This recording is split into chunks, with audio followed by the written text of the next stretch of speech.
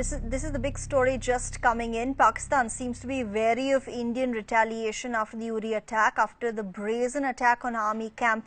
Pakistan now issuing an open threat to the country. The Defence Minister of Pakistan, Khwaja Asif, claims they will, quote, devastate India if there's a threat to their security.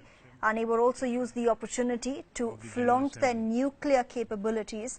The minister claiming that their arsenal are not showpieces. Shockingly, despite clear Pakistani link to the Uri attack, Asif alleging that the Uri attack was self-inflicted.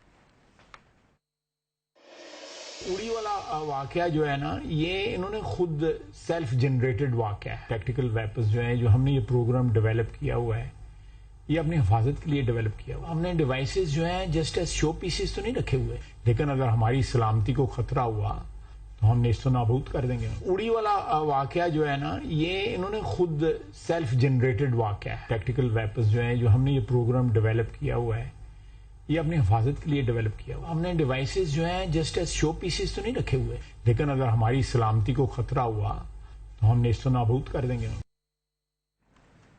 Let's get in Parikshit Luthra now. He's joining us live this morning. Parikshit, on one hand, Pakistan is claiming at every fora possible that India is to be blamed for the instability in the region. On the other hand, a nuclear state is making irresponsible statements like that. Absolutely, and we have heard statements like these from the Pakistani Defence Minister in the past as well, and this is just ratcheting up of tension. Ever since Burhan Wani's killing, there has been a lot of pressure on Nawaz Sharif to take a very aggressive stand against India. So even though their envoy to India, Abdul Basit, says war is not a solution, but Pakistan is well prepared to defend itself in terms of any retaliation by India, this definitely will not go down very well with countries like US, permanent members of the Security Council, who have already issued statements in India's favor. You have seen how Mark Toner and the State Department of the US have already asked India and Pakistan to tone down tension.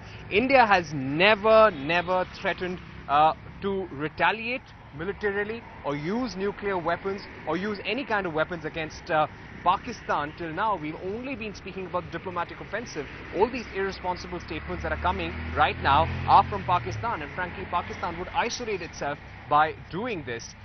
Having said that, it will be a challenge to move forward from here, because we're isolating themselves diplomatically, we're isolating Pakistan diplomatically, and let me also get you some breaking news coming in, and this is about Afghanistan's stand on the SAARC summit. Neha, Afghanistan has also sent a statement to the SAARC chair in Nepal, saying due to increased level of violence and fighting as a result of imposed terrorism on Afghanistan, the President of Afghanistan, Mohammad Ashraf Ghani, with his responsibilities as the Commander-in-Chief, will be fully engaged and will not be able to attend the summit.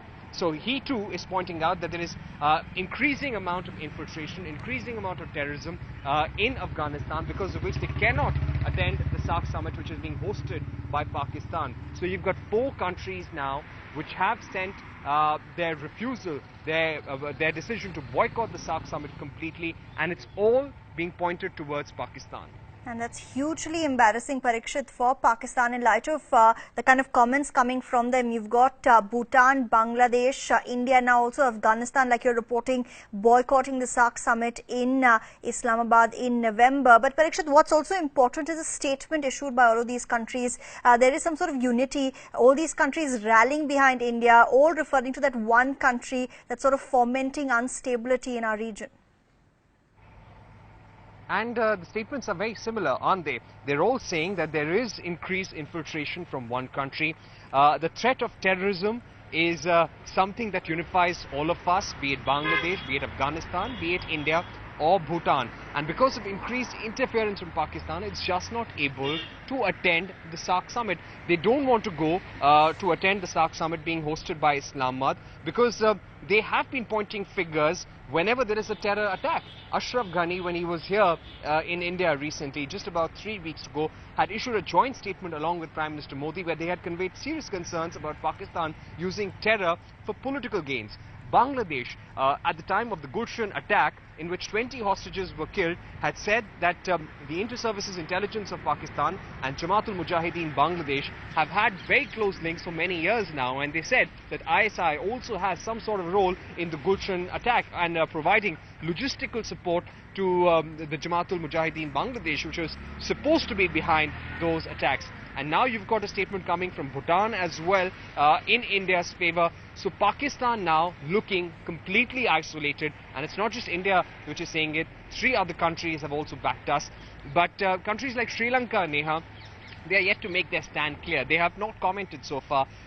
Neither has Maldives, neither has Nepal. But one thing that India has managed to do is show that it is the dominant power in this region, at least in the SAARC countries, because the SAARC summit was being hosted by Islamabad. It was India which is always dropping hints that it's going to think about their participation. We're not very sure whether we'll go to the SAARC summit or not. And you've got all countries following suit. And also goes to show how not just India, other countries are also the victims of what Pakistan is perpetuating. Parishit, stay on with us. We now know that Bhutan, Bangladesh, Afghanistan are all pulling out of the SAARC summit, including India. And here's what Bangladesh had to say to the SAARC chair. I'm quoting from the statement they issued. They're saying the growing interference in the internal affairs of Bangladesh by one country has created an environment which is not conducive to the successful hosting of the 19th SAARC summit in Islamabad in November. In view of the above, Bangladesh is unable to participate in the proposed summit in Islamabad, end of quote. And that's also the similar line being taken by other countries as well. Parikshit continues to be with us. Parikshit, what's crucial is, one, of course, the embarrassment and isolation for Pakistan in lieu of what's happened with all these countries pulling out of the SAARC summit. Two, Pakistan can no longer only blame India, because this is a unified stand that all these countries in the region are taking.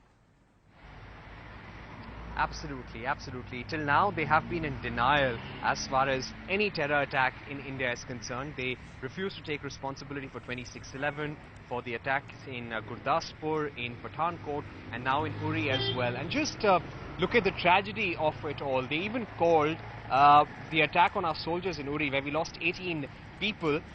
They said that this was a staged managed attack to divert attention from the unrest in Kashmir. They said that this is a natural uprising. The attack in Uri showed the anger of Kashmiris against security forces. They tried to give it a completely different color. Which country would go ahead and kill its own soldiers in this manner to just divert attention? So that was a very condemnable statement on the part of Pakistan. And the reason why it was important to isolate Pakistan diplomatically, because they are always in denial about India. But how can you deny statements from 4 countries now? It's not just India, it's Afghanistan which is blaming you for terrorism on its soil, saying that the ISI is increasingly creating internal disturbances. Then you have Bhutan saying that we stand with countries. We see that our neighbors have expressed reservations about terror coming from Pakistan, increased amount of interference in their internal affairs, and we stand by them. You've got Bangladesh also saying that Bangladesh has been a victim of terror from Pakistan and interference in its internal affairs. So the statements are all similar, all of them making one single charge.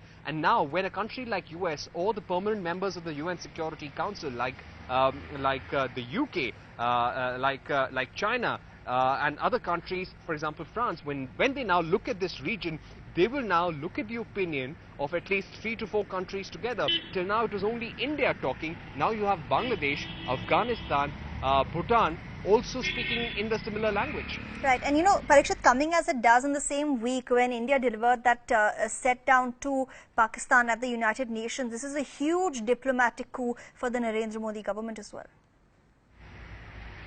It is, but the challenge would be, Neha, to see how things progress from here. A top diplomat had told us that if they don't respond positively after we revisit the Indus Water Treaty, then India has got more steps up its sleeve. We've already seen that. We pulled out of the SAARC summit. We made it clear we won't go. The MFN status will be revisited tomorrow, and most probably it will be revoked, because the Indian establishment says they've not received anything out of giving MFN status to Pakistan. So let's see how they keep up the diplomatic pressure and how Pakistan also retaliates internationally. So far, Pakistan has got no support. What we need to have to watch out for is what countries like China say in the days to come. China has already said that if there is any interference to the China-Pakistan economic corridor, then there could be consequences as well. The Organization of Islamic Countries, Islamic Cooperation, has also been rallying behind Pakistan.